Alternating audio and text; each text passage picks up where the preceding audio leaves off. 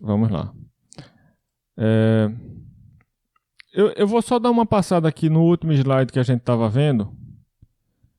A gente parou aqui, né? Eu recomendo que vocês...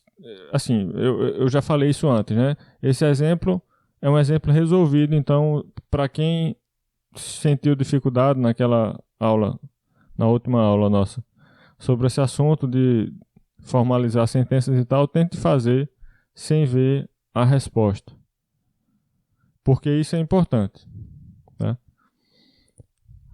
Em seguida, no slide, eu estou mostrando aqui alguns detalhes mais técnicos sobre o que é uma fórmula da lógica de predicados. Isso aqui não é tão indispensável para vocês.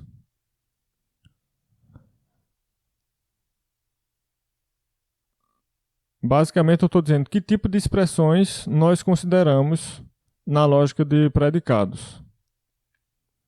Esses tipos de expressões aqui, ó. Eu estou definindo quais expressões desse tipo são válidas para o estudo da lógica de predicados de primeira ordem. Então, essa definição vai estar aqui. É um pouco técnica e é só para quem quiser ler mesmo. Aí depois eu defino o escopo de um quantificador. O escopo de um quantificador é a parte dessa fórmula onde esse quantificador tem efeito. Quando você fala para todo x, tarará, tarará, essa coisa que vem depois, que está sob efeito do para todo x, é o escopo desse quantificador para todo x. Aqui a gente tem um existe y. Existe y está quantificando uma subfórmula aqui, que é o escopo do existe y. Aí como é que eu sei até onde vai o escopo? Como é que eu sei que o escopo do existe y não é só até aqui? Isso é anotação mesmo. Às vezes se usa parênteses para indicar o escopo. Eu estou delimitando esse escopo do para todo x só nesse parênteses aqui. E às vezes o parênteses não é importante porque existem convenções de precedência dos conectivos e dos quantificadores. Quando existe o quantificador sozinho aqui e depois uma expressão, a princípio você vai poder assumir que essa expressão, toda ela, é o escopo do quantificador. Se não tiver parênteses no meio, ligando, delimitando aqui, né? Abre parênteses antes do quantificador e fecha parênteses aqui no meio da expressão. Nesse caso, o escopo seria menor. Enfim, são detalhes um pouco técnicos, mas que se eu quiser falar de variável presa, variável livre, fórmula válida, fórmula satisfazível, eu preciso falar dessas coisas. Mas não vou entrar em detalhes aqui, porque não temos tempo. Eu só estou mostrando assim, dando uma passada para ver para mostrar para vocês o que é que está escrito lá e que vocês podem ler, se tiver interesse. Aí, a partir do momento que eu defino o escopo, eu posso falar de variável presa e variável livre. Variável presa é uma variável que está ligada a algum quantificador. Por exemplo, a variável x aqui, nessa expressão, é uma variável presa porque está dentro do escopo desse quantificador para todo x. Agora, se não tivesse esse quantificador para todo x, tivesse apenas essa parte que eu destaquei aqui, então a variável x dentro dessa parte amarela, se não tivesse o quantificador para todo x aqui fora, a variável x seria uma variável livre.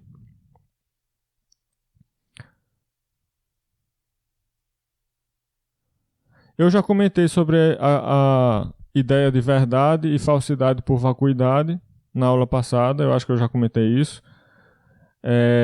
Quando você usa o para todo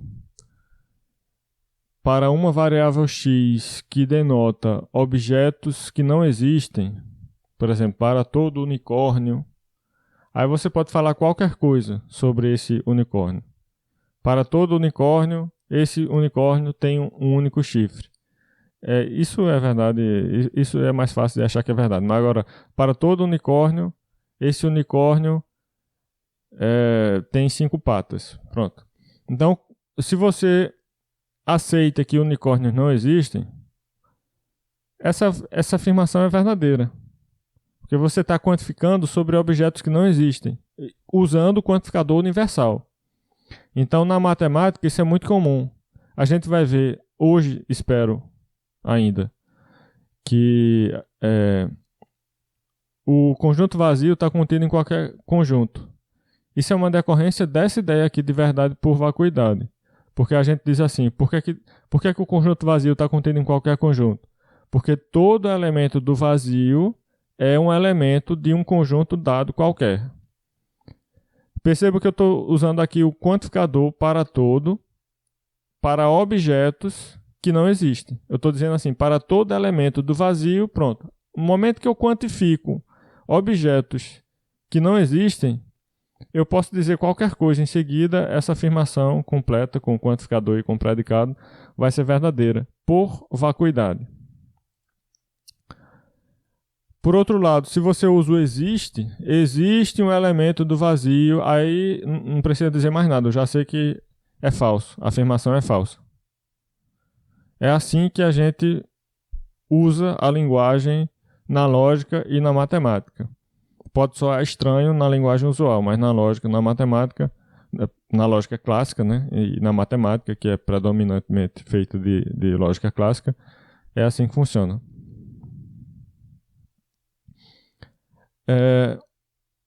É também importante perceber que uma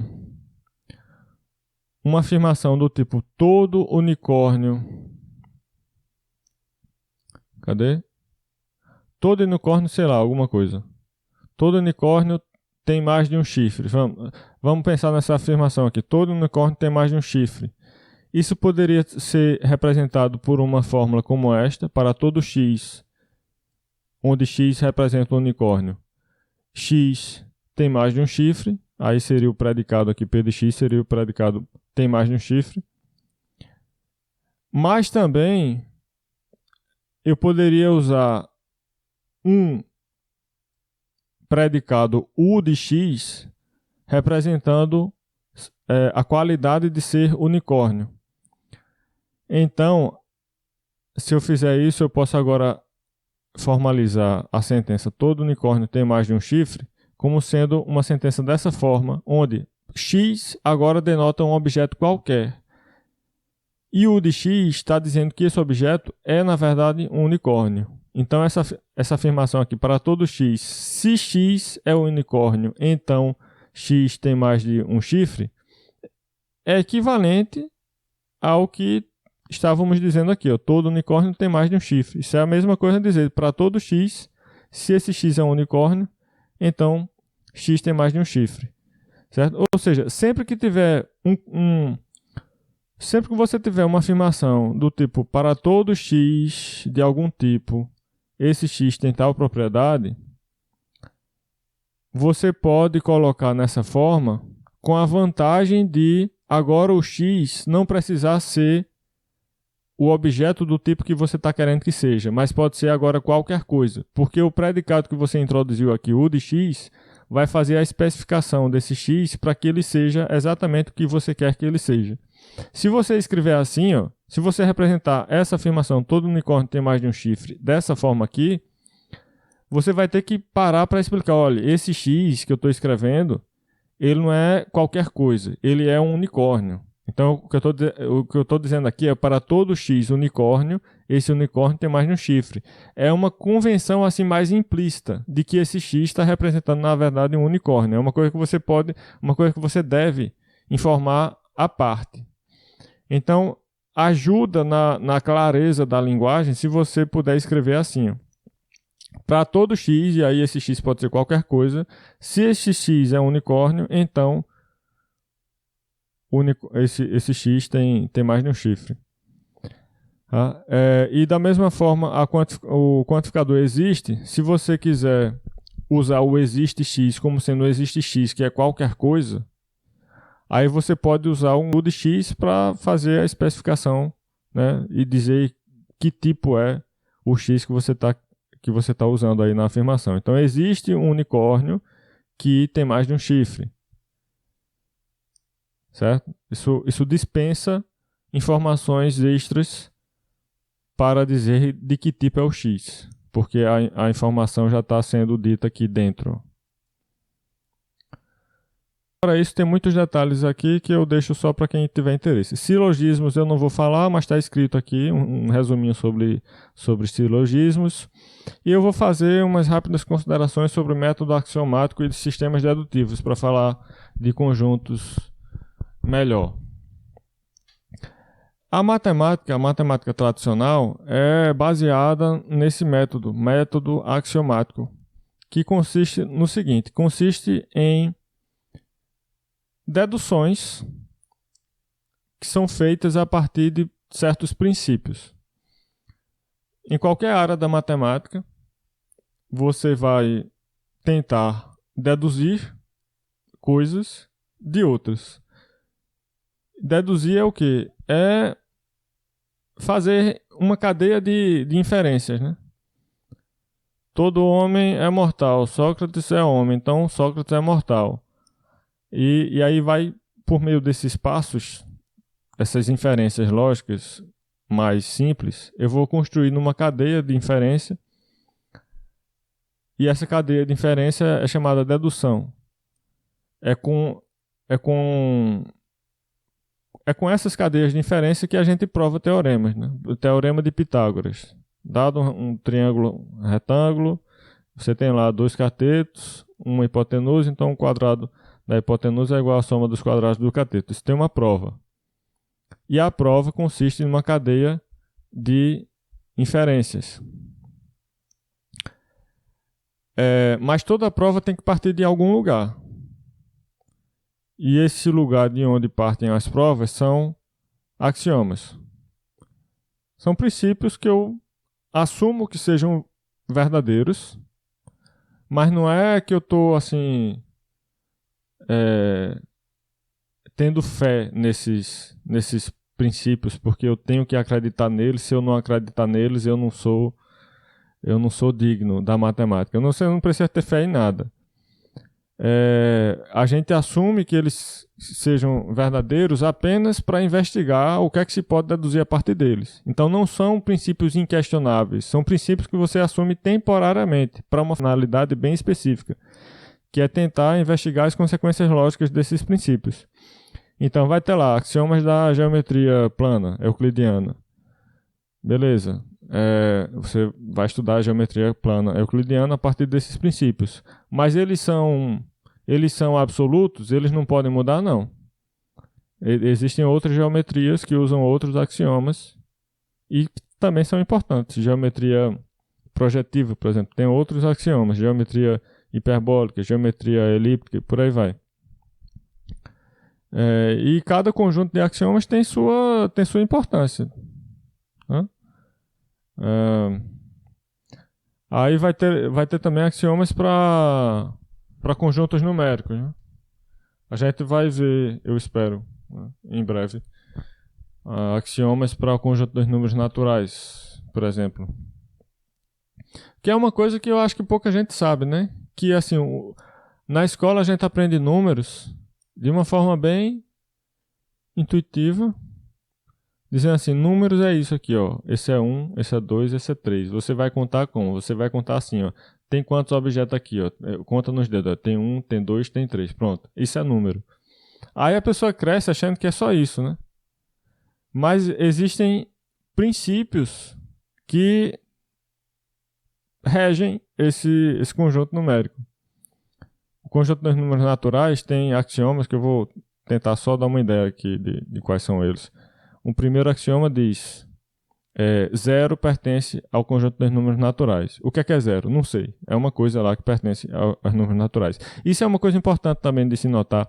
Os axiomas, eles vão fazer afirmações sobre objetos que não estão definidos. São objetos chamados noções elementares.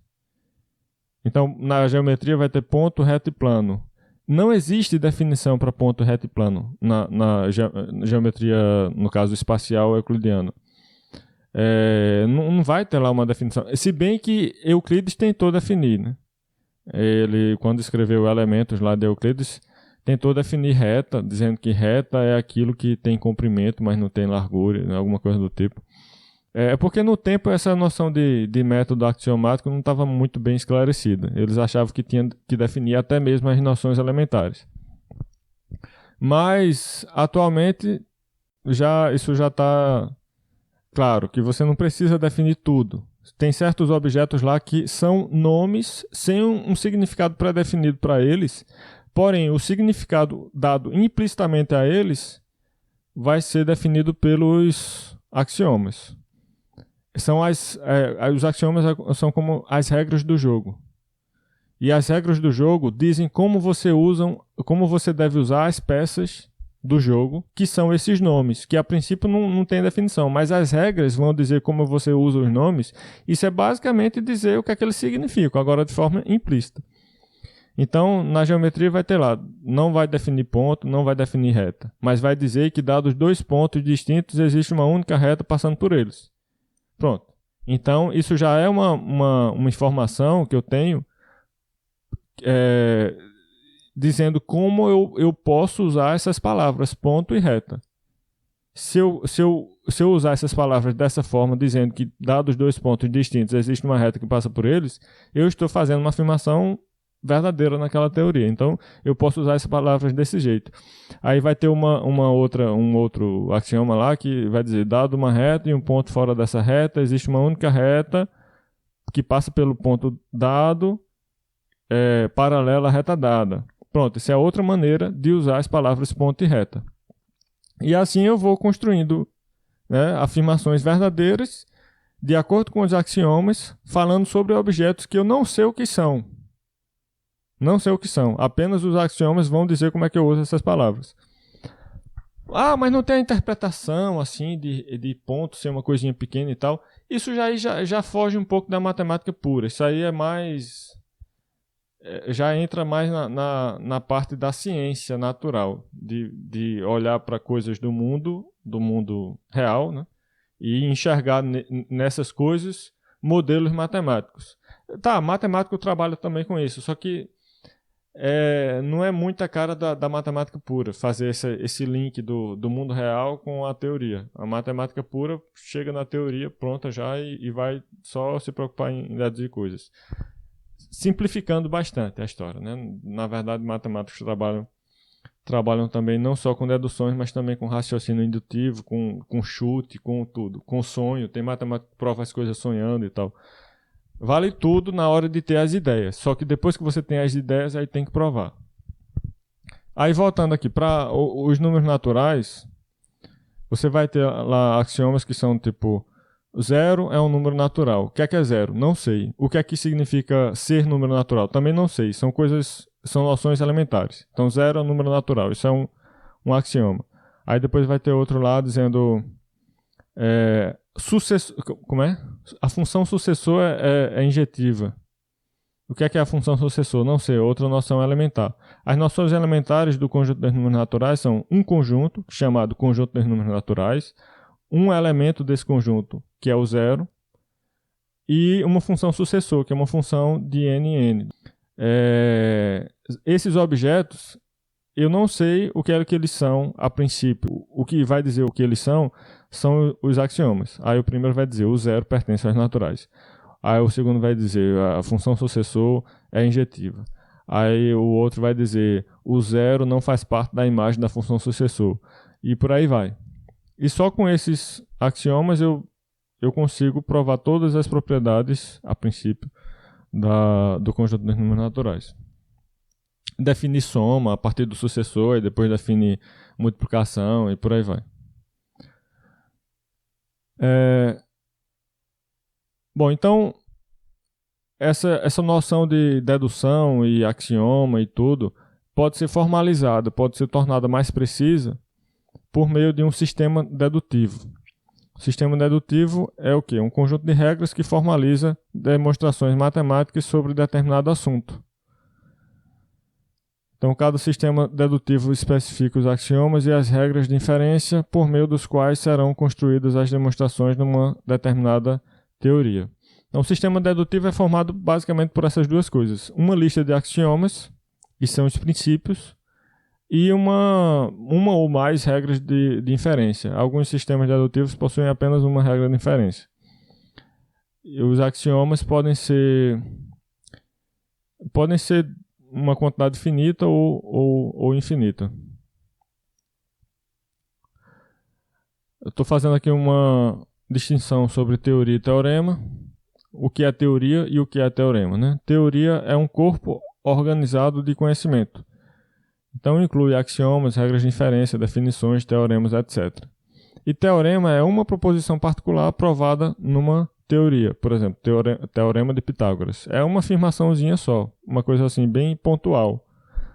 Porém, alguns teoremas são difíceis de provar, né? Tem teorema aí que passou 358 anos para ser provado. Agora, a teoria não é só uma afirmação que você faz, é um corpo organizado de conhecimento. Tem muitas afirmações nessa teoria, nesse conjunto, né, que é chamado de teoria, e não apenas afirmações, assim, não apenas teoremas, mas também definições, explicações, comentários, observações e tal. O que é uma prova, de acordo com o método axiomático? Uma prova, também chamada de demonstração, é uma sequência finita de proposições, P1, P2, P3, etc., até Pn, tal que toda proposição nessa sequência aqui, digamos, uma proposição Pi nessa sequência, ou é um axioma ou é uma consequência lógica das proposições anteriores. E aí essa consequência lógica tem que ser por meio das regras de inferência que são definidas no sistema dedutivo. Uma regra de inferência bastante comum de sistemas dedutivos é a chamada modus ponens, que diz o seguinte: a partir de uma proposição P e de outra proposição P implica Q, você pode deduzir Q. Isso é claro, né? Se eu digo a você que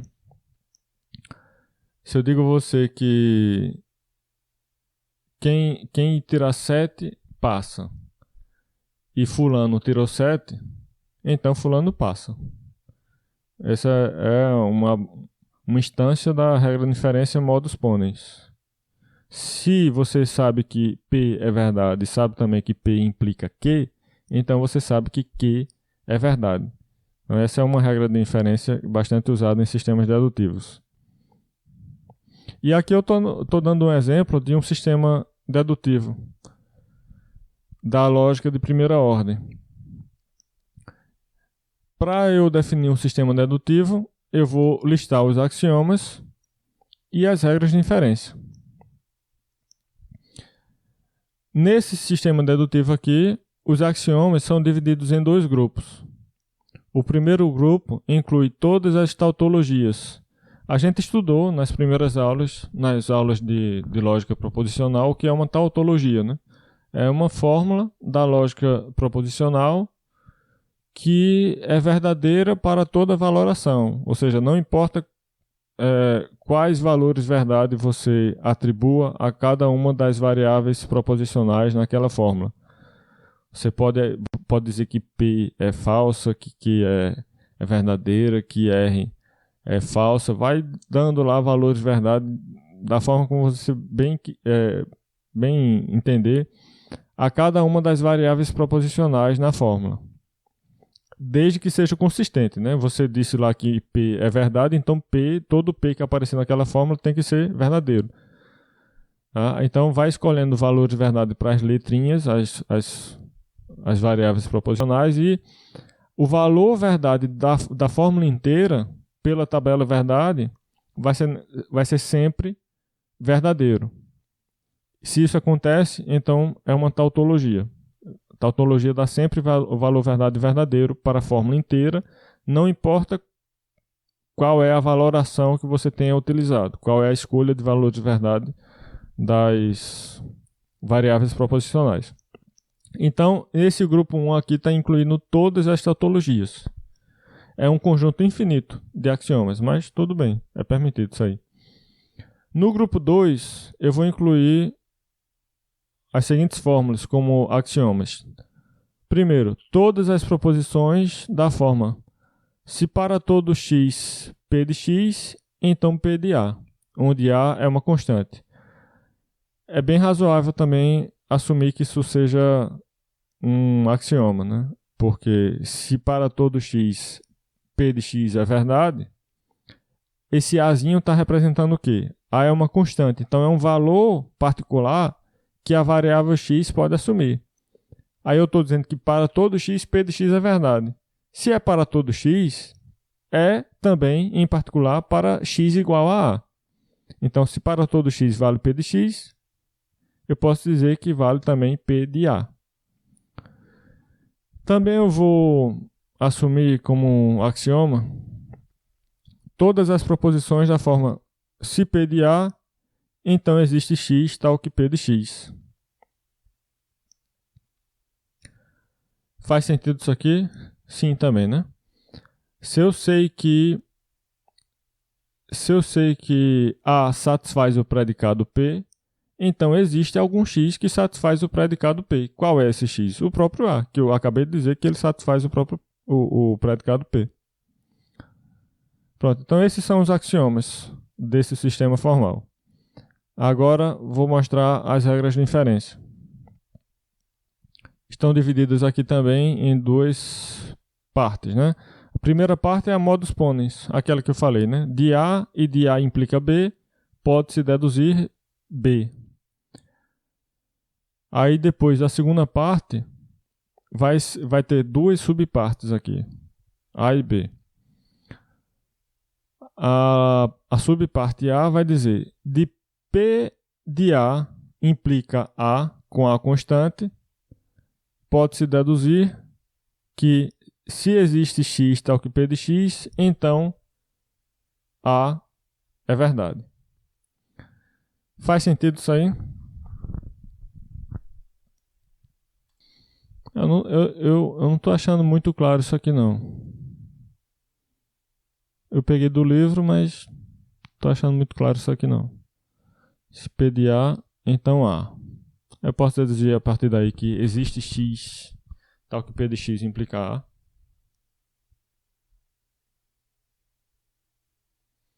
Eu acho, eu talvez tenha esquecido de anotar aqui que esse A é uma constante arbitrária.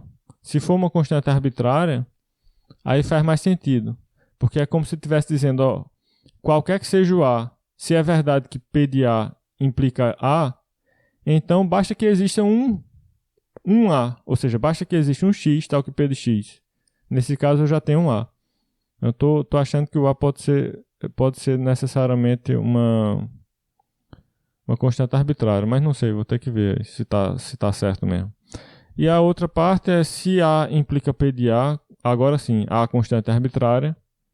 Então posso dizer que para todo x vale P de x. Porque uma constante arbitrária é o quê? É um objeto sobre o qual nada foi dito anteriormente. É um objeto que você pode supor que se vale para ele, então vale para qualquer um. Certo? Então quando eu digo que A implica P de A com A sendo arbitrário, é a mesma coisa que está dizendo que A implica que para todo x vale P de x. Aí sim, faz sentido. Então, eu vou ver depois melhor se esse A aqui é uma constante arbitrária ou não.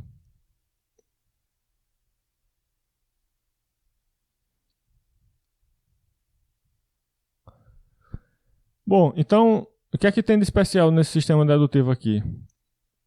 O que tem de especial é que ela é correto e completo. Correto significa o quê? Que toda fórmula deduzida a partir dele é logicamente válida. E completo significa que toda fórmula logicamente válida é deduzível. Ou seja, tudo que for verdadeiro, verdadeiro não é a palavra certa é válida, porque válida significa verdadeiro para todas as interpretações. Enfim, então, para toda fórmula válida, eu consigo prová-la nesse axioma aqui, nesse sistema axiomático, sistema dedutivo. E tudo que eu consigo provar nesse sistema dedutivo vai ser também uma fórmula válida. Certo? Então, é tudo que a gente quer para um sistema dedutivo. É que ele seja essas duas coisas, completo e correto. Mas, infelizmente, alguns sistemas usados na matemática não podem satisfazer essas duas coisas. Se for completo, não é correto. Se for correto, não é completo.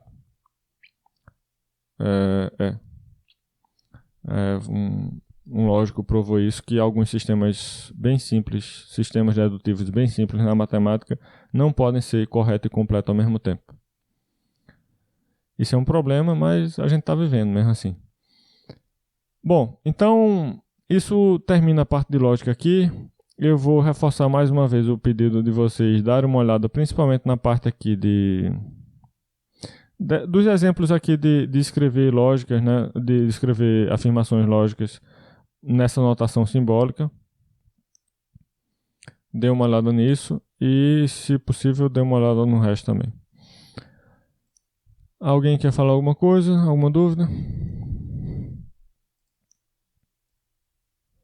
Estão vendo aí, né? O slide para cálculo, tópico 3, teoria dos conjuntos. Pronto, aqui começa de fato a matemática. A lógica é uma ferramenta da matemática, mas a matemática de fato começa aqui, a partir dos conjuntos. A matemática tradicional, né? Então, aqui vai ser importante também aquela explicação que eu estava dando sobre o método axiomático, porque eu vou expor a teoria dos conjuntos aqui nessa abordagem axiomática, mais ou menos, né? Tentando não complicar muito. Mas é importante saber o que é um axioma, o que é uma regra de inferência, né? E o que é uma fórmula logicamente válida. Essas noções vão estar presentes aqui.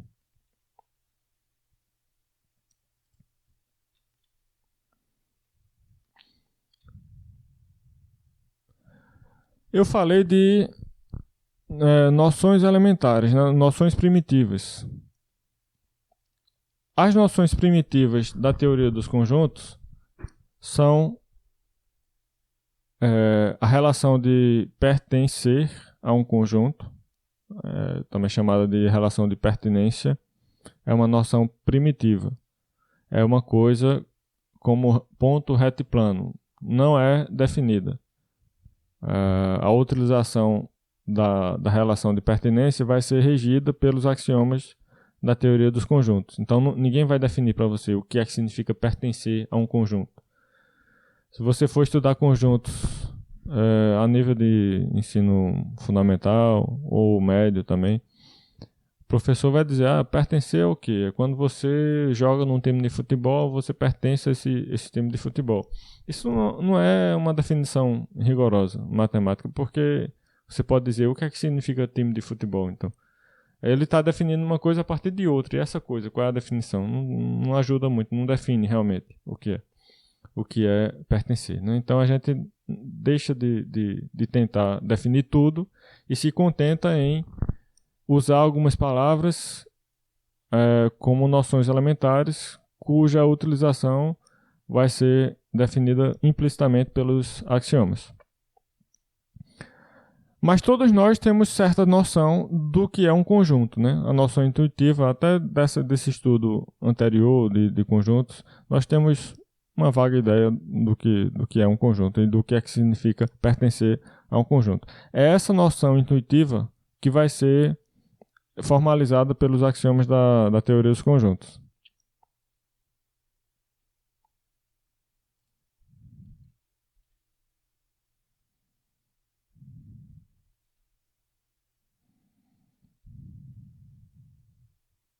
Eu estou aqui explicando o que é que significa noções elementares, aquilo que eu falei, né? Conjuntos e pertinências são noções elementares que não possuem definição explícita. As definições são dadas implicitamente pelo método axiomático, que consiste em listar algumas suposições básicas sobre determinado objeto, determinados objetos, no caso conjuntos e seus elementos, a partir das quais espera-se que todas as outras propriedades desses objetos podem ser deduzidas. Essas suposições fundamentais são chamadas axiomas. São aquela lista de princípios, né? De princípios que vão reger essa teoria.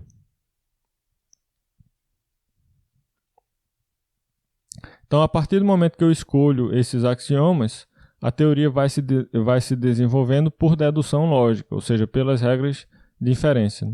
Eu uso um axioma, a partir desse axioma, por tal regra de inferência, você chega em outra afirmação. Aí eu uso agora essa afirmação recém-provada com axiomas que você sempre pode usar e com regras de inferência para chegar em outra afirmação. E essa cadeia de inferências vai formando uma prova, uma dedução lógica. E é assim que funciona a matemática. Então, vejam que matemática não é fazer contas, né? Matemática é isso aí, é dedução lógica.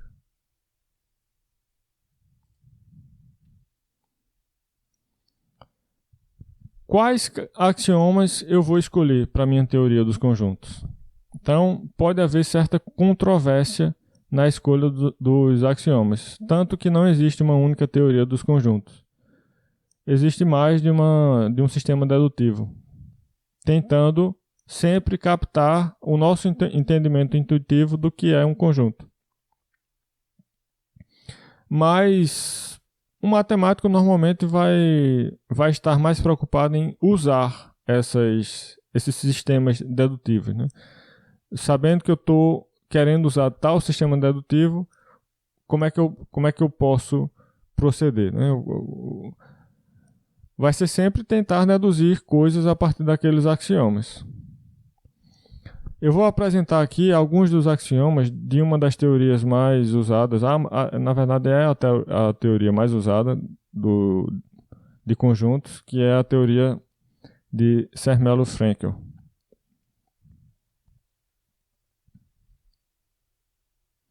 Nessa teoria, tudo é conjunto. Então, se você disser assim, para todo x tal coisa acontece, esse x é entendido como um conjunto. Para não ter que ficar sempre dizendo, para todo x que é um conjunto, tarará, tarará. Nessa teoria, tudo é conjunto. Então, quando se diz também existe x, isso significa que existe um conjunto x, tá?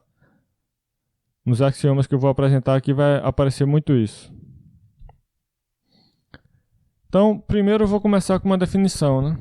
Na verdade, é uma notação apenas. Eu estou definindo aqui a notação x pertence a S.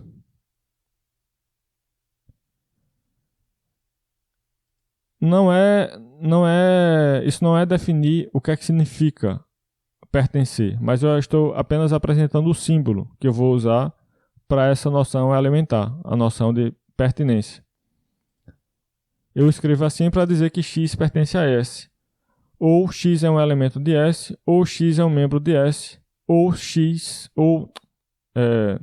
S contém x como elemento. E a relação estabelecida dessa maneira entre x e S é chamada relação de pertinência.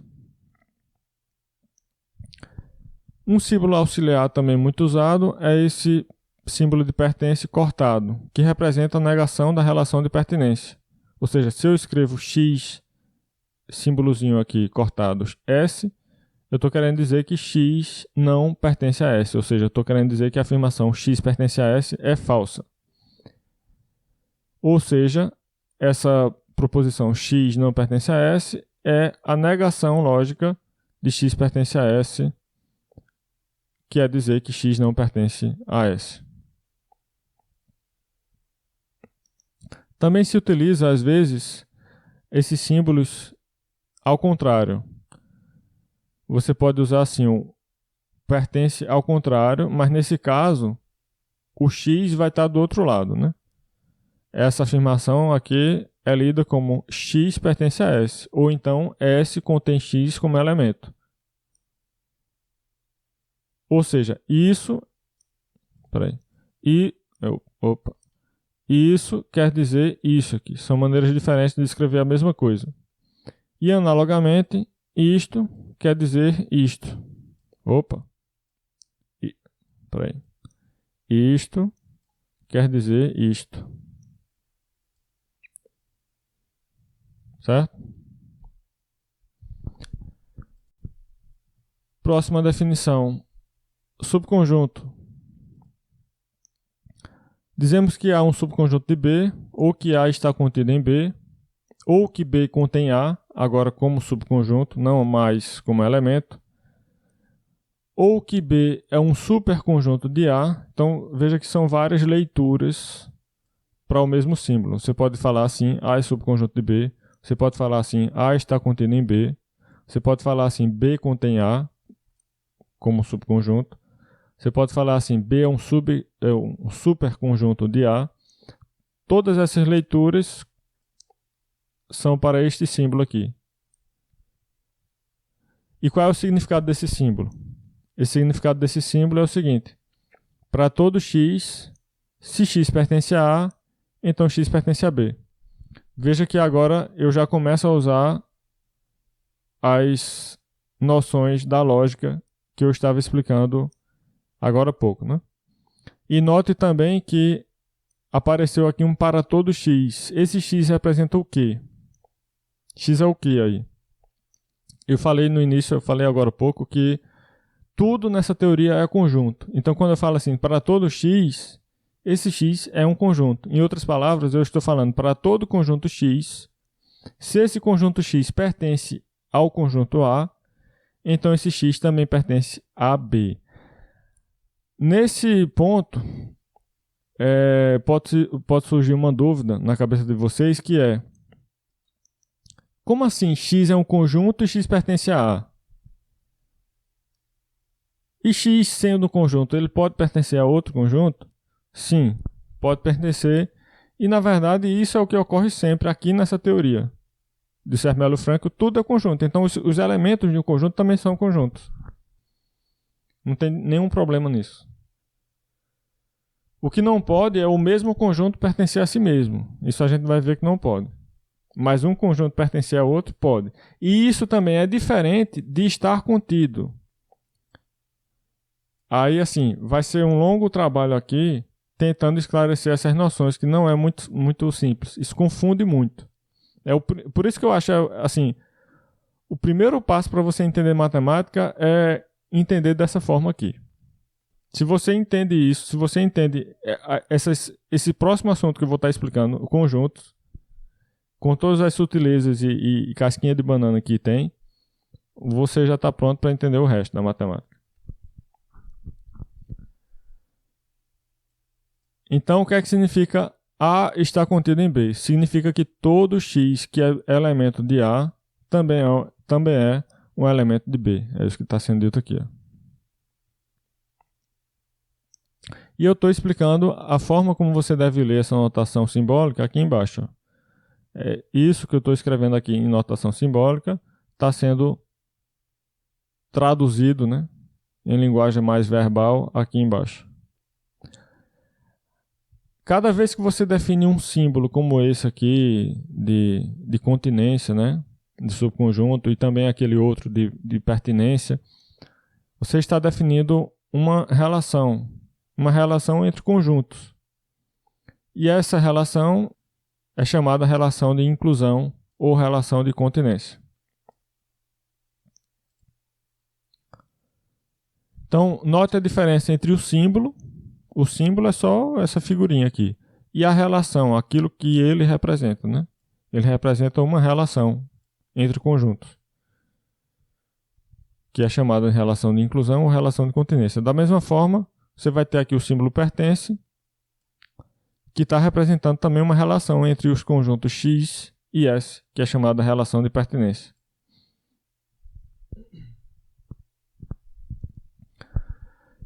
Eu posso escrever assim, ó, um símbolo de estar contido cortado, né? Para representar o quê? A negação da relação de inclusão. Ou seja, eu escrevo A com esse símbolo no meio e B querendo dizer que a afirmação A está contida em B é falsa. Em outras palavras, esse símbolo significa que nem todo elemento de A é um elemento de B. Perceba que a negação da afirmação que para todo x em A, esse x também está em B, é exatamente dizer que nem todo elemento de A é um elemento de B. Aí, assim, seria bom que a gente tivesse tido tempo de falar um pouco mais da lógica para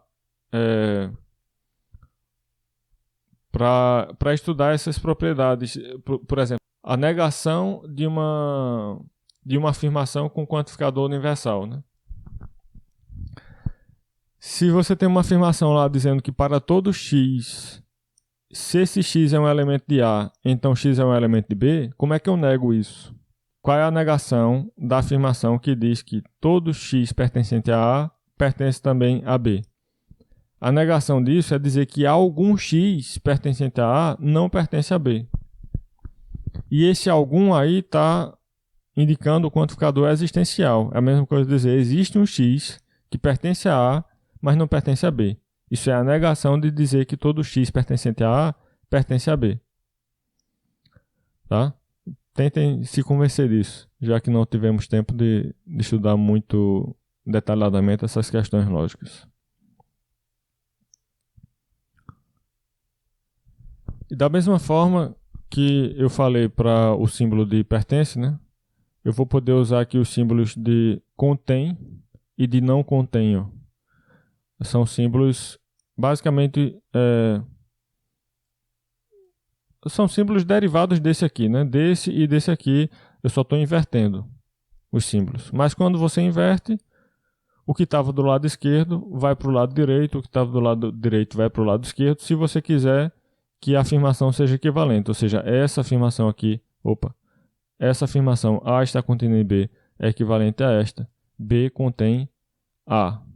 É a mesma coisa escrita de outra forma. Às vezes é conveniente usar esses símbolos aqui. E analogamente, B não contém A, quer dizer que A não está contido em B. Alguns autores empregam esse símbolo aqui sem a barrinha embaixo, né? Para a relação de inclusão ou continência de conjuntos. Mas eu prefiro usar este símbolo para dizer que um conjunto está contido em outro. E o primeiro eu uso, às vezes, para dizer que um determinado conjunto está contido no outro, mas é diferente desse outro. Enquanto que esse símbolo permite que os dois conjuntos sejam iguais, esse aqui não. Quando você usa esse, você está dizendo que um está contido no outro e é diferente daquele outro. E esse aqui não. Inclui a possibilidade deles serem iguais. Então, ou seja, esse aqui representa, para mim, a relação de inclusão estrita, quando você proíbe que os dois conjuntos relacionados sejam iguais. Enquanto que a primeira define ou representa a relação de inclusão não estrita. Então, estou definindo aqui, o que significa A está propriamente contido em B. É assim que é lido esse símbolo aqui. Significa que, por um lado, A está contido em B, ou seja, todo elemento de A é também um elemento de B, e por outro lado, esses dois conjuntos A e B são diferentes. Note aqui o conectivo I que eu estou usando, né? Então, é assim que a gente define esse símbolo aqui, por essa propriedade. Você diz que, nesse caso, A é subconjunto próprio de B e B é superconjunto próprio de A. Você também pode dizer que A está propriamente contido em B e que B contém propriamente A. A relação definida por esse símbolo é chamada relação de inclusão ou continência estrita.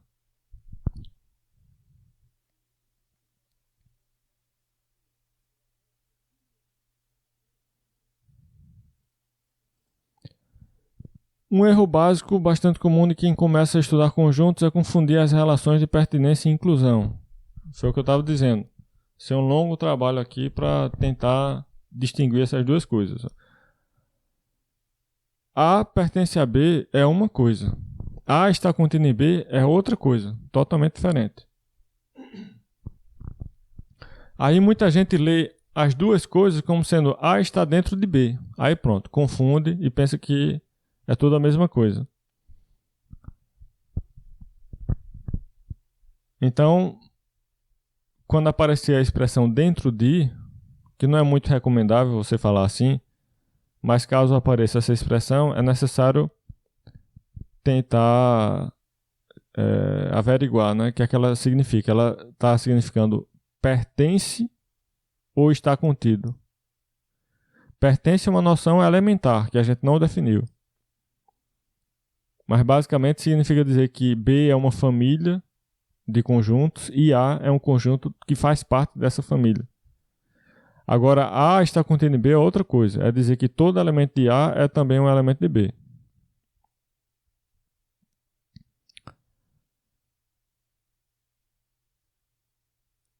Outra coisa, a palavra contém, né?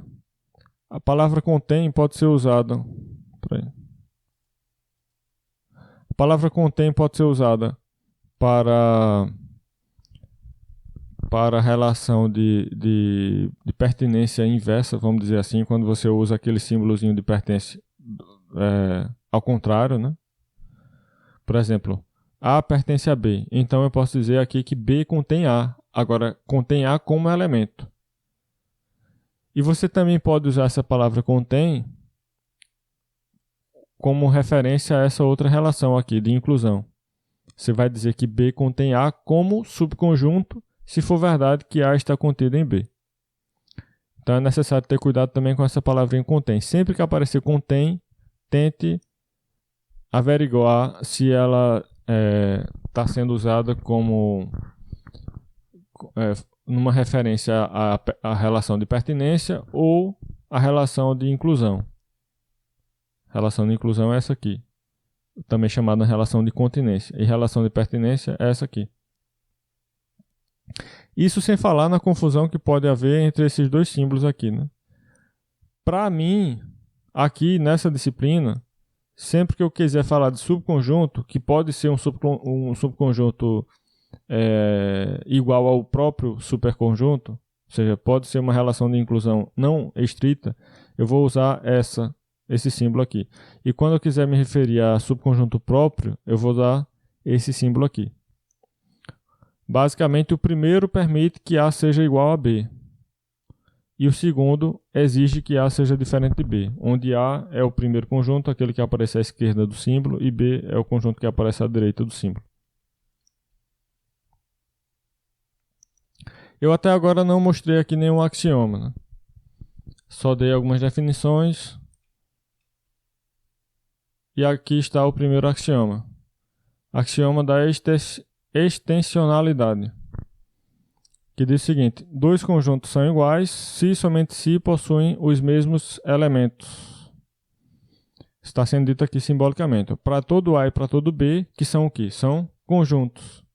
Porque tudo na teoria é conjunto. Então, para todo A e para todo B, conjuntos, A é igual a B se somente se eles têm os mesmos elementos. Perceba que isso aqui está querendo dizer exatamente isso. A e B têm os mesmos elementos, porque eu estou dizendo aqui, para todo x, se x pertence a A, então x pertence a B, e se x pertence a B, então x pertence a A. Em outras palavras, A e B têm os mesmos elementos. Todo elemento de A é um elemento de B, e todo elemento de B é um elemento de A. Lembre que essa setinha dupla significa se somente se, e equivale a uma implicação indo e outra voltando. Então, por isso eu estou dizendo que se x pertence a A, então x pertence a B, e se x pertence a B, então x pertence a A. Ou seja, eles possuem os mesmos elementos. Outra maneira de você formular esse axioma é a seguinte: para todo A e para todo B conjuntos, A é igual a B se somente se A está contido em B e B está contido em A. Essa afirmação é equivalente a essa outra aqui do axioma. Então, esse axioma poderia também ter sido enunciado dessa forma. Então, o que é que eu faço para mostrar que dois conjuntos são diferentes? Basta mostrar que eles não têm os mesmos elementos. Ou seja, algum deles tem um elemento que não está, que não pertence ao outro conjunto. Daqui a pouco eu vou mostrar exemplos, mas por enquanto a gente tem uma proposição aqui sobre a igualdade de conjuntos. Uma propriedade básica da igualdade de conjuntos é que ela é reflexiva, simétrica e transitiva. Aqui a gente tem reflexividade, significa o quê? Todo conjunto é igual a si mesmo. Simetria significa que se A é igual a B, então B é igual a A. Transitividade. Se A é igual a B e B é igual a C, então A é igual a C. São propriedades básicas da igualdade. A demonstração é uma consequência imediata da igualdade de conjuntos e do fato que a equivalência lógica é uma relação reflexiva, simétrica e transitiva, como visto na aula 1. Eu falei lá naquela aula de lógica proposicional que a equivalência lógica é uma relação de equivalência, ou seja, ela é uma relação reflexiva, simétrica e transitiva. E como a igualdade de conjuntos é definida por meio da equivalência lógica, se você for ver aqui, ó, quando é que dois conjuntos são iguais? Dois conjuntos são iguais se, somente se, aí aparece aqui uma equivalência lógica, dizendo que a condição x pertence a A é logicamente equivalente à condição de x pertence a B.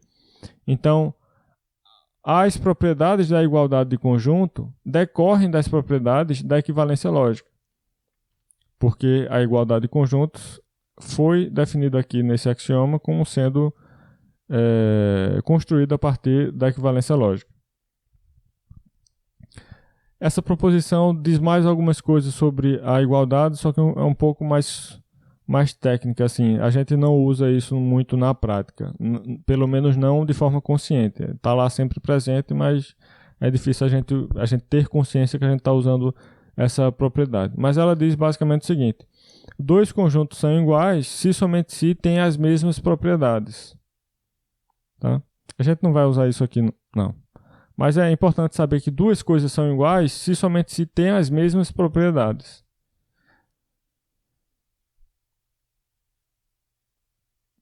Outro axioma, existência. Diz que existe algum conjunto. Na verdade, diz um pouco mais do que isso. Diz que existe um conjunto V que não possui elementos. Significa que nada pertence a V.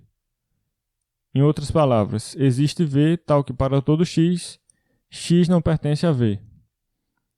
Então, dois axiomas nós temos já. O primeiro fala sobre igualdade de conjuntos, né?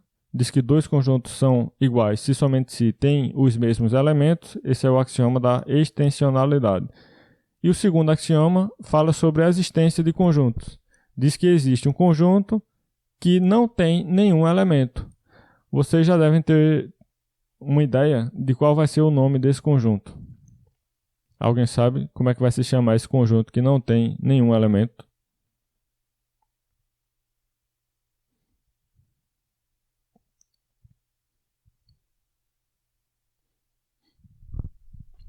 Vazio, exatamente. Conjunto vazio.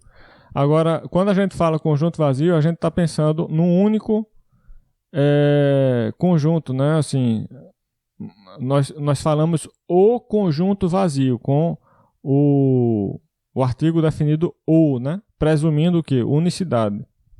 E aqui, por enquanto, eu não estou presumindo unicidade. Eu estou dizendo que existe algum, e quando eu digo que existe algum, pode ser que exista mais de um. Na matemática e na lógica é assim. Quando se diz existe um, é pelo menos um. Existe algum, tá? Podendo existir mais de um. Então aqui, por enquanto, eu não sei se é único. Eu só estou dizendo que existe algum conjunto que não tem nenhum elemento.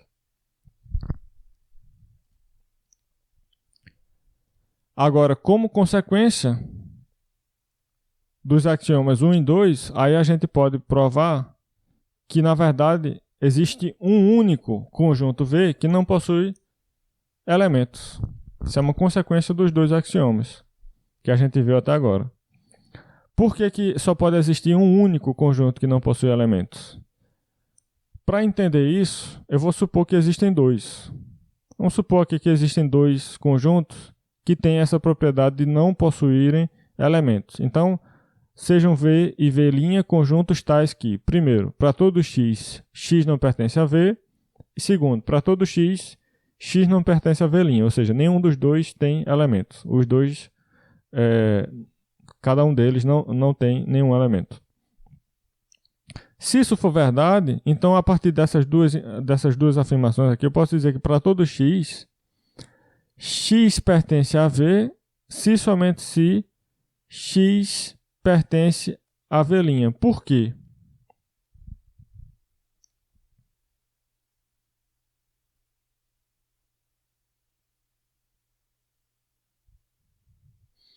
Porque ambas são falsas, né?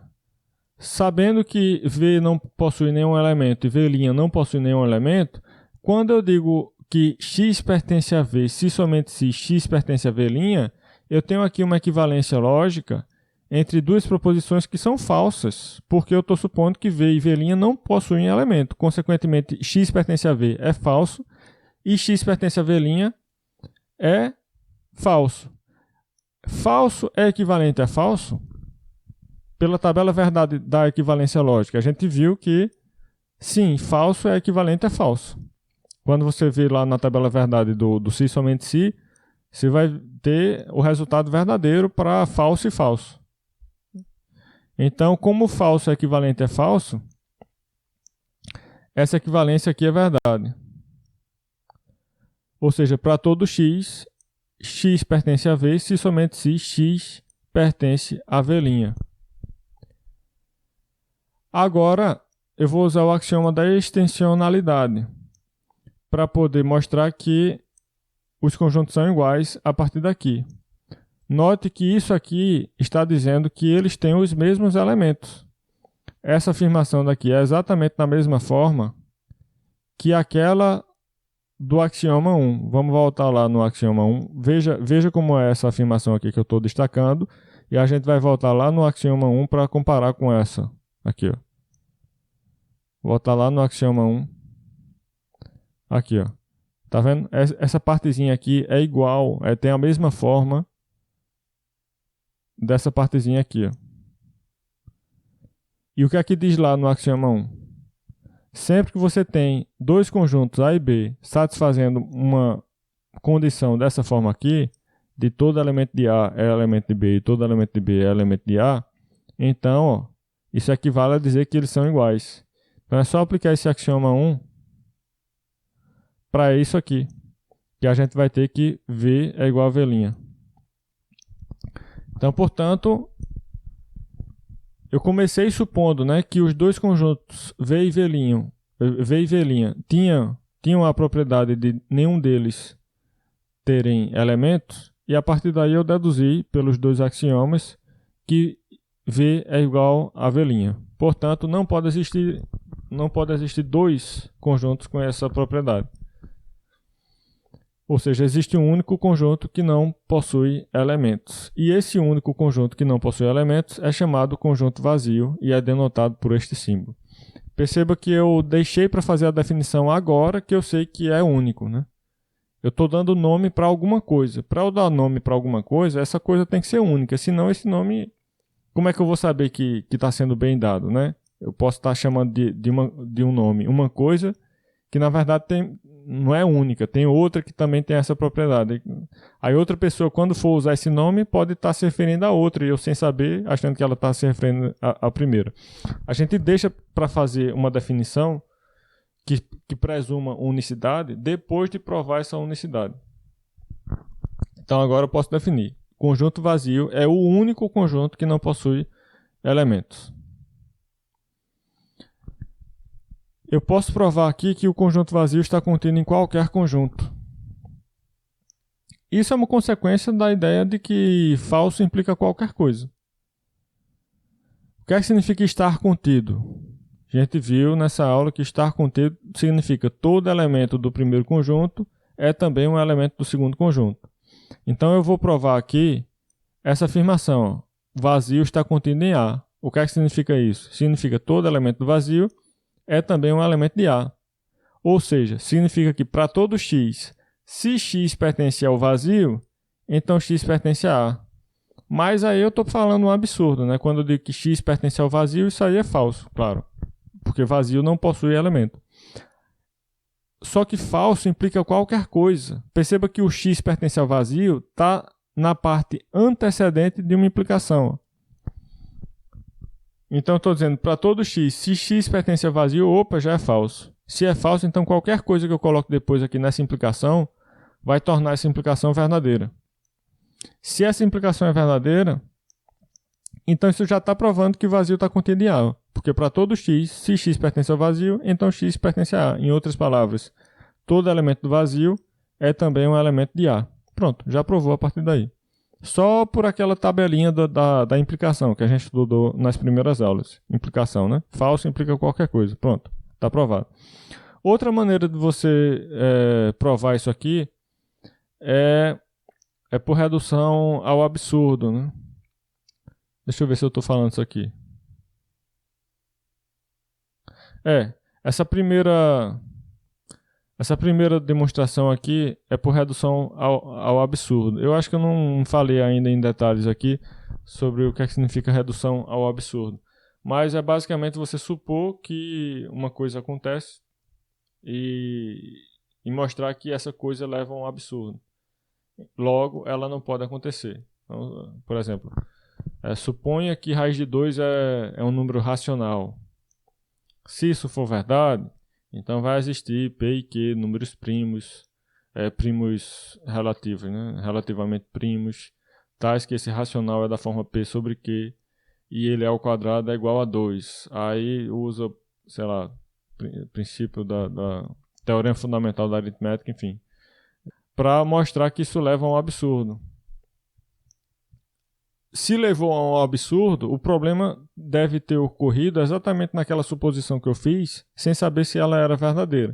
O que é que foi que eu supus? Eu supus que raiz de 2 é um número racional, sem saber que isso é verdadeiro. Apenas supus para ver se dá algum problema. Aí, como essa foi a única coisa que eu supus, sem saber se é verdadeira, se ocorrer um problema lá na frente, aparecer um absurdo, uma coisa do tipo 1 é igual a 2, 2 pertence ao vazio, alguma coisa do tipo assim, que eu saiba que não tem a menor chance de ser verdadeiro, aí eu digo, opa, aconteceu alguma coisa nessa cadeia de deduções aí. E só pode ter sido naquela suposição que eu fiz sem saber se era verdadeiro.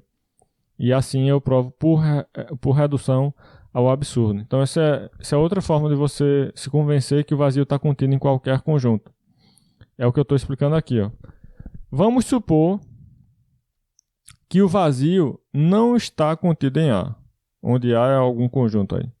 Vamos supor, em outras palavras, que existe um conjunto A, tal que o vazio não está contido em A.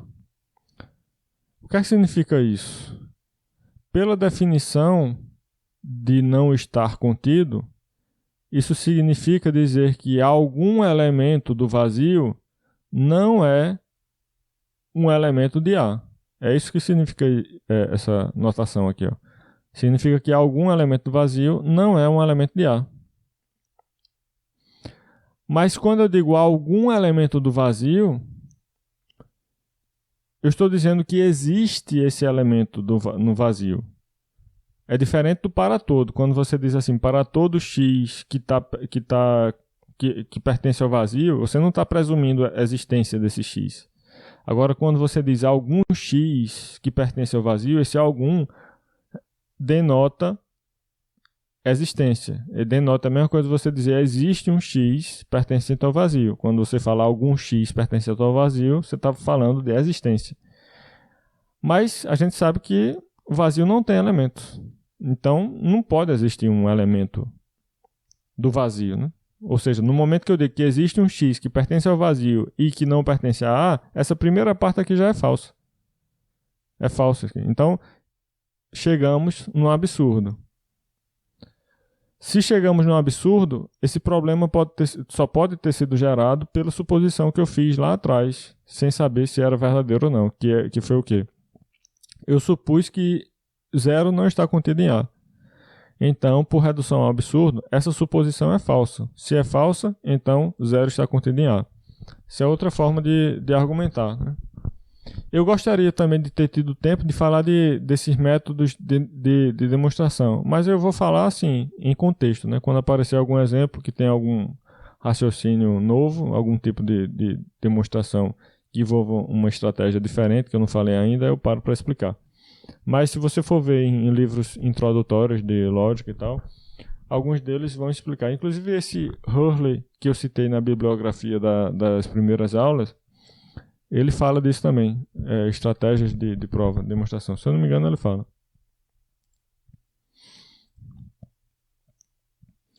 Próximo axioma, axioma do par. Axioma do par parece um pouco... Assim, você não vai entender a princípio para que ele serve, não. Porque ele parece bem inútil. Mas ele serve sim, é fundamental. Basicamente ele está dizendo o quê? Que se você sabe que existem dois conjuntos A e B, então você pode formar um terceiro conjunto C que tenha como elementos apenas esses conjuntos A e B. Ou seja, para todo A e para todo B, existe um C que contém como elemento apenas os elementos de A ou de B. É isso que está sendo dito aqui nesse axioma. E uma consequência dele é que, na verdade, esse conjunto aqui, C, é único. Dados dois conjuntos A e B, existe, na verdade, um único conjunto C que contém como elementos apenas A e B. E eu estou provando aqui novamente a unicidade, né? Suponha que existam dois, C e C', que contenham como elementos apenas os elementos de A ou os elementos de B. Não, na verdade, apenas A e apenas B. Então, pelo axioma 1, nós teremos que esses conjuntos são iguais. Eu não sei se eu falei certo, já que eu errei agora há pouco, eu não sei se eu falei certo antes, quando eu fui ler isso aqui, eu posso ter falado errado. Mas então eu vou falar de novo aqui. Esse axioma está falando que para todo A e todo B conjuntos, existe um C conjunto também, que possui como elemento apenas A ou B. Não é apenas os elementos de A ou os elementos de B. É apenas A ou B. Tá? E existe uma notação para isso que a gente vai introduzir agora. Eu vou denotar dessa forma o conjunto cujos únicos elementos são A e B. Então, esse conjunto é chamado par formado por A e B. É um par não ordenado, porque a ordem aqui não importa. Se você trocar a ordem B vai para o lugar de A e A vai para o lugar de B, então você continua tendo o mesmo conjunto. No caso particular em que A é igual a B, a gente usa essas abreviações aqui, ó. Abre chaves, A fecha chaves, é a mesma coisa de abre chaves, A, vírgula, B, fecha chaves, no caso em que A é igual a B. Ou seja, você pode escrever assim, 2,2 entre chaves, isso é um conjunto que contém apenas o 2 como elemento. Tá? Ou seja, a repetição é descartada aí. Quando você tiver dois elementos iguais dentro desse par, você não precisa listar a repetição, você descarta a repetição. A única informação que está sendo dita aqui é que o 2, no caso aquele elemento que estava repetido, que você descartou a repetição, pertence ao conjunto. Um conjunto dessa forma, que só possui um elemento, é chamado conjunto unitário.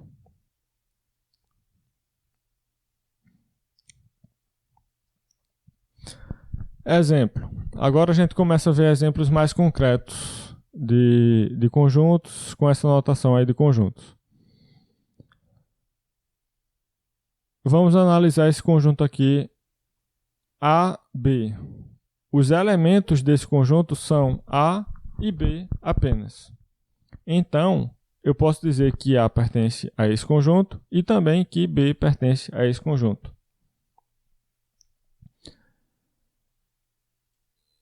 esse conjuntinho aqui, abre chaves A, fecha chaves, ele representa o quê? Ele é diferente de A. E agora começa a ficar sutil, né? A teoria aqui. Vocês vão ver várias dessas sutilezas aí nesta e provavelmente nas próximas aulas, quando eu estiver falando de conjuntos. E essa, assim, esse é o passo fundamental para aprender a matemática, é superar essas sutilezas da notação. A é o quê? A é um conjunto. Mas ele pode ser elemento também? Pode ser elemento de outro conjunto. Então, nesse caso aqui, eu estou dizendo que A, que é um conjunto, é um elemento desse outro conjunto, que é formado formado pelos elementos A e B. B também é um conjunto que pertence ao mesmo conjunto, que tem os elementos A e B. Agora, esse conjuntinho não é a mesma coisa que A. Ele é um conjunto que possui como único elemento o conjunto A. Eu posso dizer que esse conjuntinho pertence a esse aqui. Esse conjuntinho que possui como único elemento o conjunto A, ele pertence a esse conjunto aqui.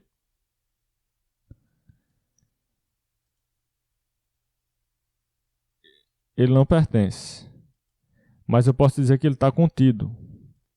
Por que que esse conjunto está contido nesse? Aí eu vou lembrar a definição de subconjunto, a definição desse símbolozinho aqui. Um conjunto está contido no outro quando? Um conjunto está contido no outro quando todo elemento do primeiro é também um elemento do segundo. Aí eu vou ver aqui, quem é o elemento do primeiro? Só tem um elemento no primeiro, é o A. Então quando eu falo assim, todo elemento do primeiro, eu estou me referindo apenas ao A, só tem ele só.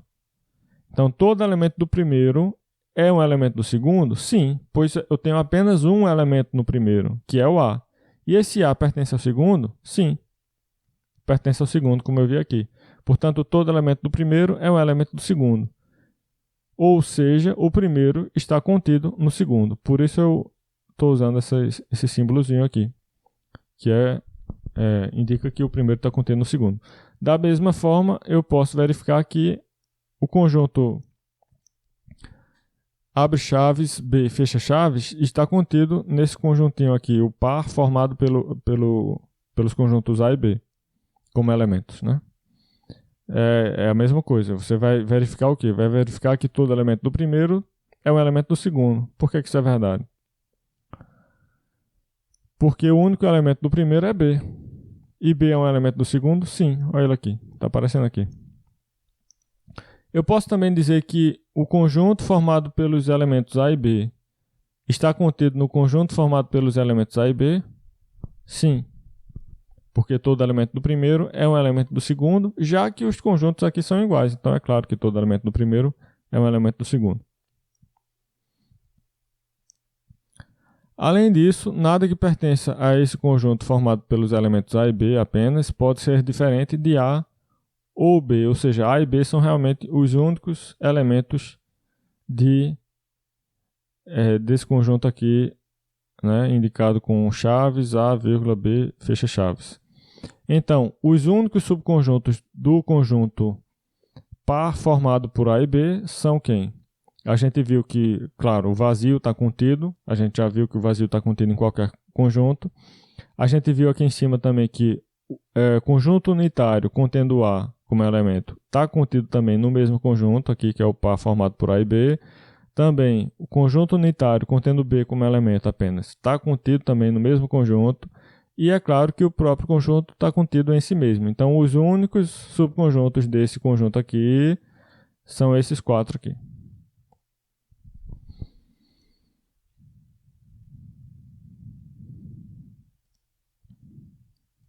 Se alguém tiver dúvidas, pode falar.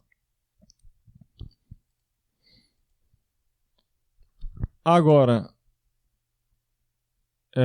se eu perguntar assim, esse conjunto unitário contendo A pertence ao par formado por A e B?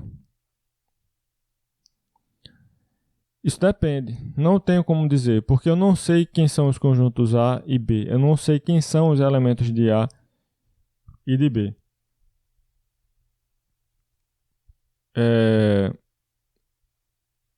Por exemplo, se A fosse igual ao conjunto unitário que contém A como elemento, ou seja, se fosse verdade essa igualdade aqui, então eu poderia dizer que esse carinha, conjunto unitário contendo A, pertence a esse outro, porque ele seria exatamente o A que aparece aqui dentro. Ó. Isso se essa igualdade fosse verdadeira. Né? Também, se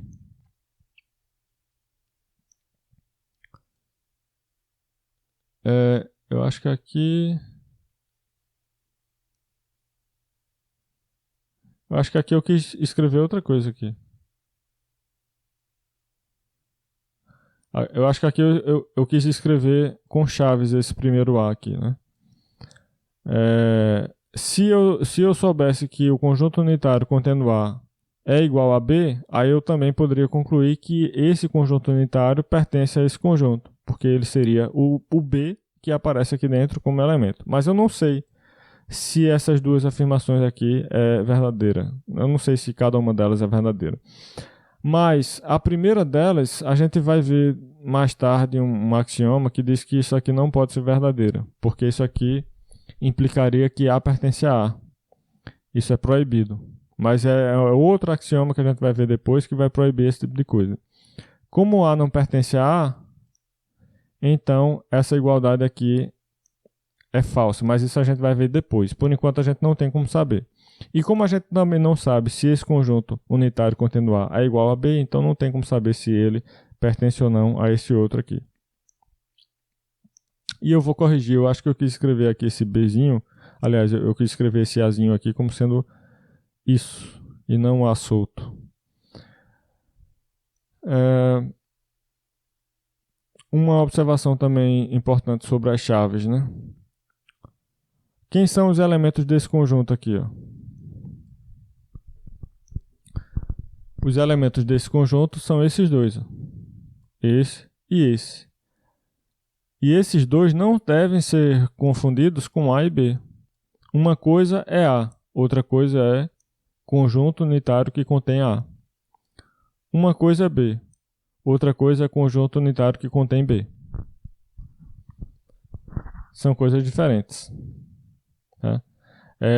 Como eu estava dizendo aqui, né? Essa igualdade a gente vai ver depois que é impossível. É impossível, mas por causa de um axioma. Então isso mostra que na teoria que a gente está estudando, nós não queremos identificar o B com o conjunto unitário que contém B. São coisas diferentes. Da mesma forma vale para A. Agora, quem são os elementos desse conjunto aqui? Veja, para identificar elementos, você tem que olhar as vírgulas. Elementos são aquilo que as vírgulas separam. Então, os elementos são este primeiro conjunto inteiro. Porque está antes da primeira vírgula.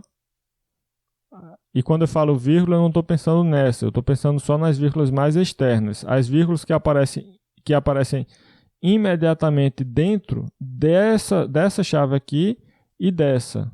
Eu não quero entrar nessa e nessa chave. É só as vírgulas mais externas, que são essas três aqui, ó. Essa. Não, duas só, né? Essas duas aqui, ó. Essa e essa. Então, são essas vírgulas. Opa, não, tá errado. Tá errado. Só tem uma vírgula mais externa, que é essa aqui, ó. Porque essa vírgula já está dentro desse par de chaves aqui, ó. Desse com esse, ó. Eu não quero entrar nesse par de chaves aqui, não. Se for olhar para as vírgulas mais externas, só tem uma, que é essa aqui, ó.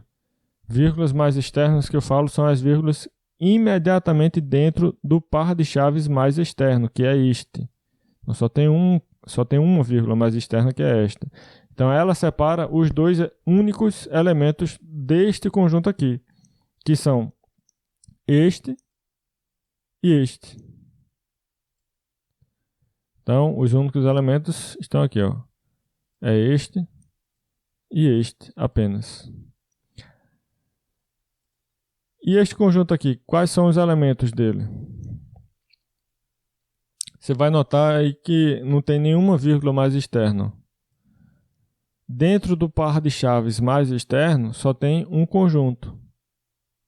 Só tem um elemento, que é esse aqui. Ó. Então, o único elemento deste conjunto aqui é este, que eu estou escrevendo aqui novamente. Agora, quem são os elementos deste? Aí, para este aqui, eu vou ver, né? Par de chaves mais externo. Tá aqui. Opa, tá aqui. Qual é a vírgula mais externa dentro desse par de chaves mais externo? É essa. Só tem uma. De um lado eu tenho um elemento A, do outro lado eu tenho um elemento que é isso tudinho aqui. Ó. Então, os únicos dois elementos deste conjunto são, de um lado, A, e do outro lado, este conjunto aqui. Né? Aqui eu estou dizendo que este conjunto aqui tem, no máximo, dois elementos, que são A e este. Por que no máximo? Porque eu não sei se A é igual a isso aqui. Não tenho como saber. Eu não sei quem são os elementos de A.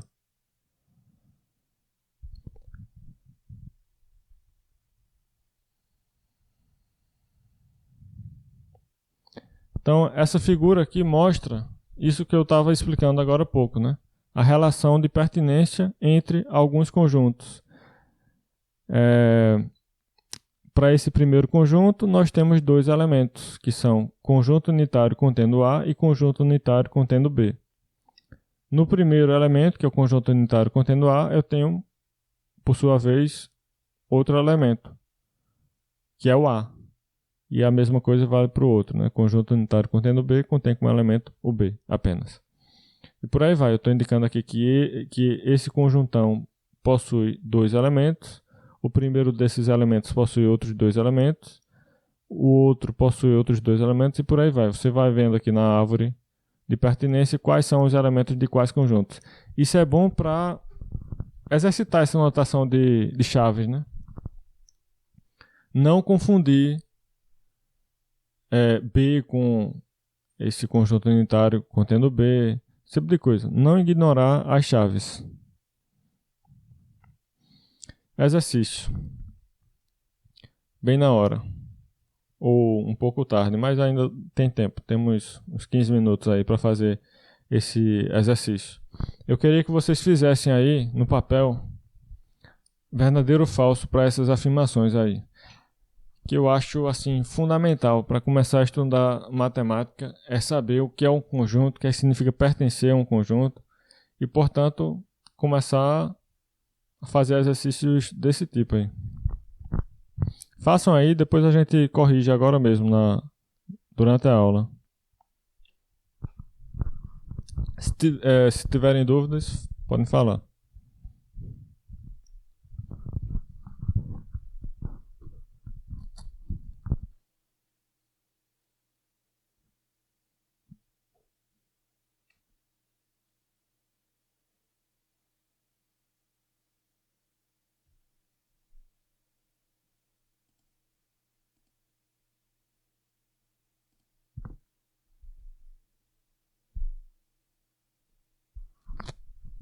Era para eu ter feito isso no início, ó. Coloquei em tela cheia, ficou bem maior aí.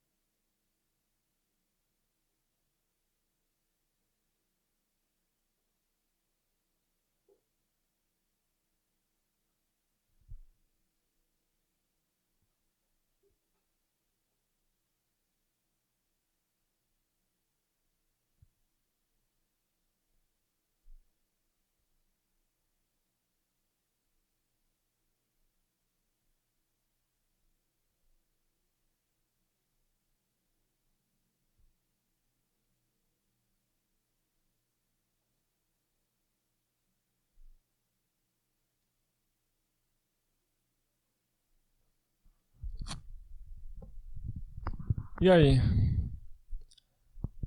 Já fizeram a letra A? Pelo menos?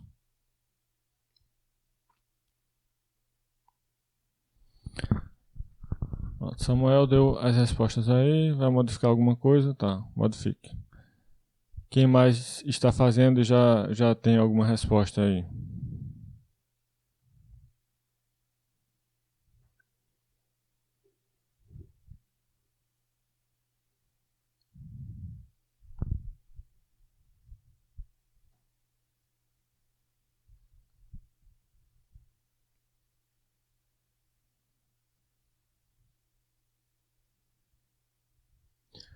Não, você que sabe. Se quiser colocar toda, coloque.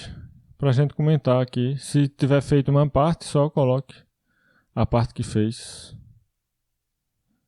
Eu não sei até que horas está programada a sala, mas eu acho que eu coloquei 21h10, eu acho.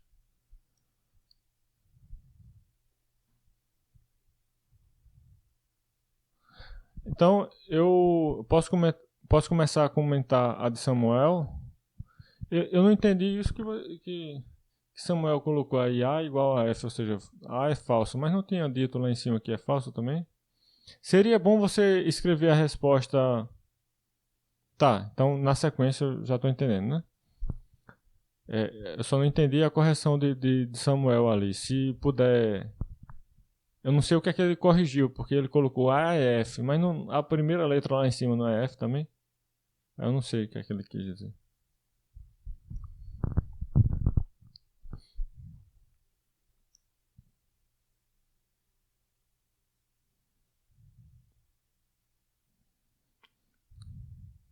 Pronto, enquanto Samuel e Emanuel digitam aí, eu vou comentar as respostas de Cícero.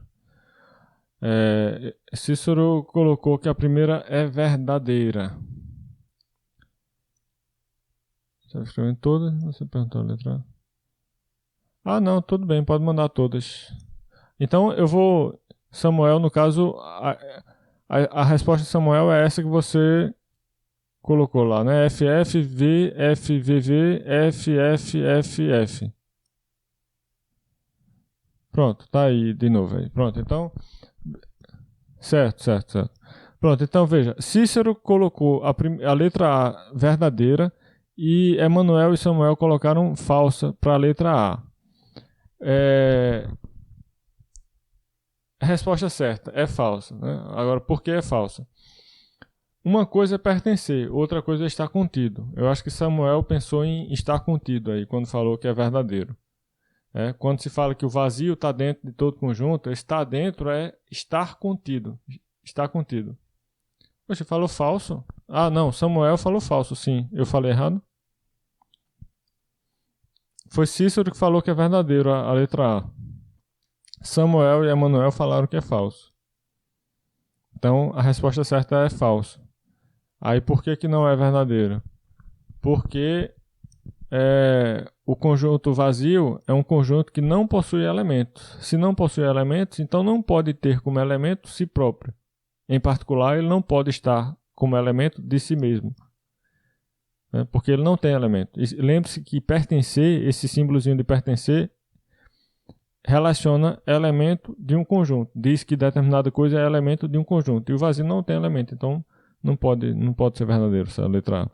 Letra B, Samuel colocou verdadeiro, Cícero colocou verdadeiro, Emanuel verdadeiro. Todo mundo colocou verdadeiro para a letra B. Ok, verdadeiro. A resposta certa é verdadeiro mesmo, porque vazio de fato é um elemento daquele outro conjunto que aparece em seguida, que é conjunto unitário contendo vazio como elemento. Ou seja, o vazio é realmente um elemento desse conjunto. Letra C, vazio está contido no vazio. Aí Samuel colocou falso para a letra C, Emanuel colocou falso e Cícero colocou falso. Todo mundo colocou falso para a letra C, mas por que é falso? O vazio não está contido no vazio. Lembre-se que o vazio está contido em todo o conjunto, inclusive em si mesmo. E veja que é diferente isso da primeira afirmação. A letra A é falsa, porque ali pertence, o vazio não pertence a si mesmo. Agora, na letra C, aí já está contido. Lembre-se que o vazio está contido em todo o conjunto, embora não pertença a determinados conjuntos. Mas ele está contido em todo o conjunto, portanto, ele está contido até mesmo nele próprio. Entendido isso aí? Ok. Letra D. Deixa eu ver o que é que disseram aí vocês da letra D. Samuel diz que é verdadeiro a letra D. Emanuel, verdadeiro. E Cícero, verdadeiro. Então todo mundo diz que é verdadeiro a letra D. O vazio está contido nesse conjunto? Sim, o vazio está contido nesse conjunto porque o vazio está contido em todo o conjunto. Então, de fato, é verdadeiro. Letra E.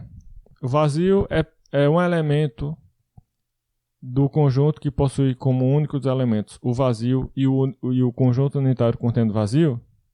Deixa eu ver o que é que colocaram aí. Samuel disse que sim, é verdadeiro. Emanuel disse que é verdadeiro.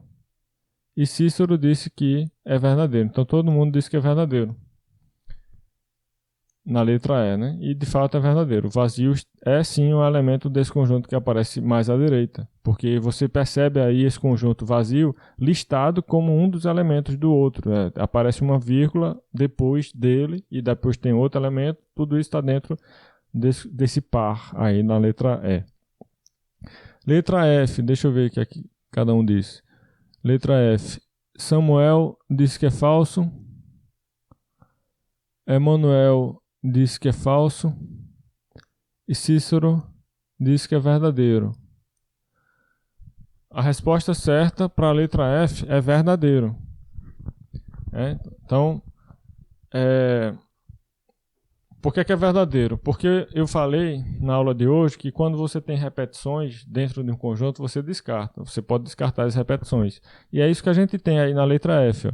Esse primeiro conjunto é um par que contém como elementos o vazio e o vazio. Eu estou falando uma coisa redundante. Eu estou falando que o vazio é elemento desse conjunto e também o vazio é elemento do mesmo conjunto. Ou seja, eu estou falando a mesma coisa duas vezes. Essa redundância a gente descarta, não preciso dessa redundância. Em outras palavras, o único elemento desse conjunto que aparece do lado esquerdo da igualdade da letra F é o vazio. Portanto, esse conjunto é um conjunto unitário que contém como único elemento o vazio. Ou seja, a igualdade da letra F é verdadeira. Eu acho que não vai travar a sala por enquanto, então eu vou comentar mais alguns itens. Eu acho que eu coloquei para 9 e 10, alguma coisa assim. Letra H, né? Deixa eu ver que aqui. Não, letra G, isso. Letra G, então vamos lá. LG é a sétima letra. Então Samuel disse que é falso. Emanuel disse que é falso. E Cícero disse que é falso. Todo mundo disse que é falso a letra G. Vamos ver se é falso mesmo. O conjunto é par formado como par vazio vazio. Está contido no par que contém como elemento vazio e o conjunto unitário contendo vazio. Para ser verdade, eu tenho que todo elemento do primeiro conjunto tem que ser um elemento do segundo conjunto. Aí quem são os elementos do primeiro conjunto? Só tem um elemento no primeiro conjunto, que é o vazio. É verdadeiro afirmar que todo elemento do primeiro conjunto é um elemento do segundo conjunto? Sim, é verdadeiro porque o único elemento do primeiro conjunto é o vazio e esse único elemento do primeiro conjunto está, sim, no segundo conjunto como elemento. Então, todo elemento do primeiro conjunto é, sim, um elemento do segundo conjunto. Certo? Eu acho que vocês colocaram falso, né? Então, presta atenção. Quando for tentar, refaçam depois o exercício e tentem acertar o que erraram, né? Tentem prestar mais atenção nas definições, né? O que é que significa estar contido? Estar contido significa todo elemento do primeiro é um elemento do segundo. Aí você tem que olhar para o primeiro e tem que ver quais são os elementos do primeiro. só tem um vazio como elemento. Então pronto. Vamos ver se esse vazio aparece como elemento no outro conjunto. Depois letra H. H, Cícero diz que é falso. Samuel diz que é falso. Emanuel disse que é falso. Todo mundo diz que é falso a letra H. Então vamos ver se é. Realmente é falso. Aí pertence, né? Para que seja verdadeiro esse pertence, você teria que ter esse par vazio listado como elemento aí no segundo conjunto. A gente não vê ele no segundo conjunto. A gente vê o vazio sozinho e o conjunto unitário contendo vazio. Esses são os elementos do segundo conjunto. Apenas dois, que são o vazio e o conjunto unitário contendo vazio. Portanto, esse do lado esquerdo não é um elemento daquele do lado direito.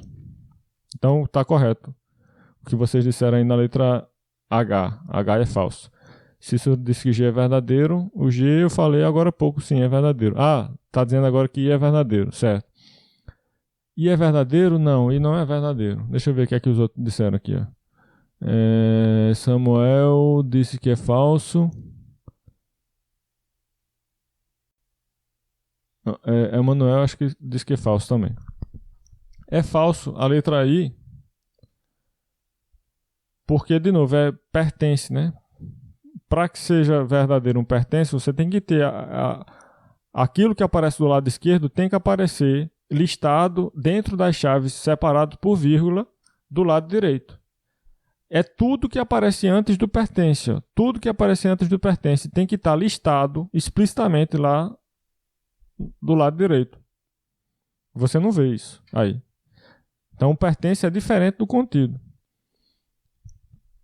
Bom, eu não vou comentar tudo, eu vou só comentar a letra J e K, tá? E não vou ver nem o que é que vocês disseram dessas letras, mas vou só dar a resposta aí das letras J e K e aí a gente encerra e continua na próxima aula. Letra J, para que a letra J seja verdadeira, eu teria que ter todo elemento da letra J sendo um elemento também, ou todo elemento do lado esquerdo da letra J sendo um elemento da letra... todo elemento do lado esquerdo sendo um elemento do lado direito. Eu teria que ter isso na letra J, mas eu não tenho. Por quê? Os elementos do lado esquerdo são vazio e o conjunto unitário que contém o vazio. O vazio está aparecendo do lado direito como elemento, mas o conjunto unitário que contém o vazio não aparece do lado direito como elemento. Deixa eu indicar aqui, ó. Esse vazio é um elemento do lado direito. Porém, esse carinha aqui não é um elemento desse. Ele, na verdade, é igual ao que aparece do outro lado. Mas, se é igual, não é um elemento. Então, esse aqui não é um elemento desse. Para ser elemento, tem que estar dentro das chaves, separado por vírgula dos outros elementos. Isso não acontece para esse aqui. Portanto, a letra K é falsa. Letra K não, letra J é falsa. Na letra K, vazio pertence a esse conjunto? Esse eu queria ver, o que é que vocês disseram aí. A letra K é verdadeira? Vazio é um elemento daquele conjunto?